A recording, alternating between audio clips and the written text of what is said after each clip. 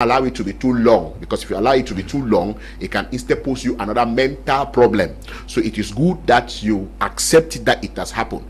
But there is also this stage of anger where you shall be angry for so many things, and in those cases you can be transferring aggression to many other people, which can end up hurting you again. Because people will hate you, people will run away from you because you are angry for no reason. That's what they will always be telling you. That's why sometimes when you see somebody just getting up is angry for no reason, especially when they have a relationship with another person and it's not working, just know that they are trying to go through these processes. And then this particular bargaining stage, which is very important, the bargaining, for those who are Christians, they begin to go to church and pray to God for intervention. They go to prophets and ask prophets to even prophesy on the man of God, look my way, and so many things are other, and the man of God did not really look your way and everything. Then you have tried to bargain. If God can do this for you, you are going to do this and that and that. You have tried to do it, it's not working. Then most people fall into depression.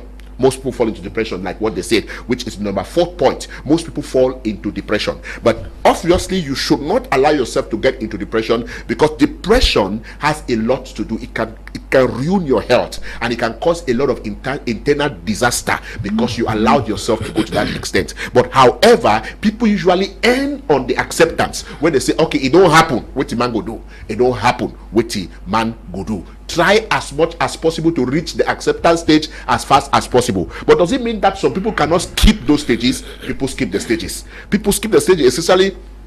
Some of these people who were rejected because they were not educated, rejected because they didn't have money, and so on and so forth, they now went to be very successful. One of the ways you can handle heartbreaks is to enter into success processes where you can become a guru financially, where you can have your own money of your own, you can have a job of your own, you can have a business of your own.